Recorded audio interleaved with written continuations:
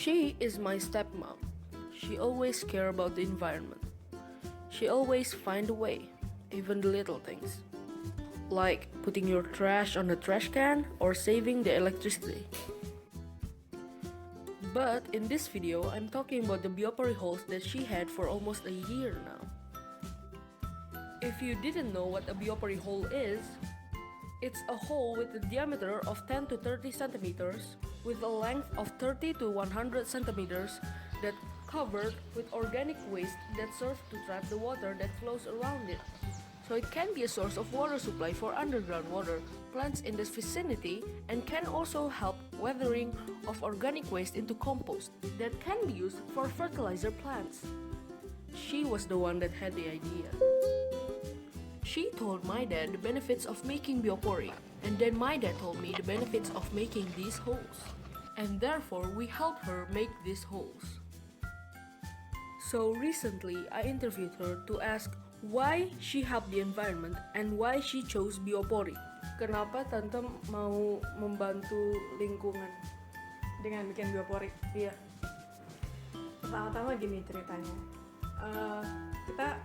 Tante yakin bahwa pertama manusia pasti buang sampah, apapun bentuknya. Yang kedua, Tante juga yakin bahwa apapun yang kita lakukan terhadap lingkungan pasti ada timbal baliknya buat kita. Jadi kalau kita mau lingkungan bagus, ya kita harus merawatnya juga. Gitu. Nah, kenapa biopori? Pertama adalah ternyata sampah, katakanlah sampah dapur gitu, sampah makanan, sampah ya pokoknya dari sehari-hari itu ternyata paling banyak. Dengan bikin biopori, pertama kita mengurangi sampah karena sampah yang dibuang ke depan dan diambil oleh tukang sampah itu ya bisa 2 atau 3 hari sekali baru kita buang sampah. Ternyata sampah makanan itu sedemikian besar. Nah, kemudian kenapa biopori? Ya paling gampang adalah banjir. Kalau kita lihat tanah di depan dan tanah di belakang itu kelihatan bedanya. Tanah di depan itu padat dan kering, sehingga bandingannya itu kalau di belakang hujan yang sama itu di belakang bisa tergenang, di depan itu sama sekali nggak ada sisanya airnya. Itu makanya kita bikin biopori di depan gitu. Menurut tante, kenapa membuang sampah di biopori lebih membantu lingkungan daripada membuang sampah di tempat sampah biasa? Begini, sebenarnya idealnya kalau menurut Tante adalah sampah itu harus ada yang mengelola. Artinya sampah mau dibuang di biopori atau dibuang di tempat sampah yang dikumpulin oleh ini sebenarnya harus dikelola. Masalahnya kan sekarang tidak ada yang mengelola itu. Sampah dibuang begitu saja, ditumpuk begitu saja. Kalau di Jakarta selalu ribut sama tempat pembuangan sampah yang di Bantar Gebang dan sebagainya.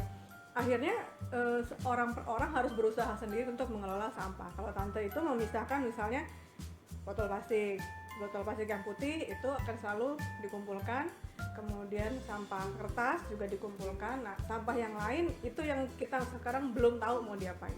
Sebenarnya botol plastik juga dia nggak bisa jamin kalau dikasih ke tukang loak akan dia daur ulang.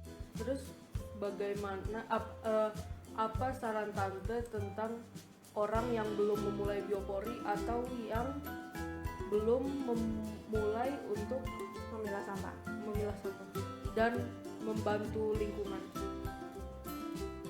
Kalau kata orang bijak sih, kita harus mulai dari diri kita sendiri. Jadi waktu saya pernah kayak di apartemen itu kan nggak punya cukup lahan lah ya untuk seperti ini.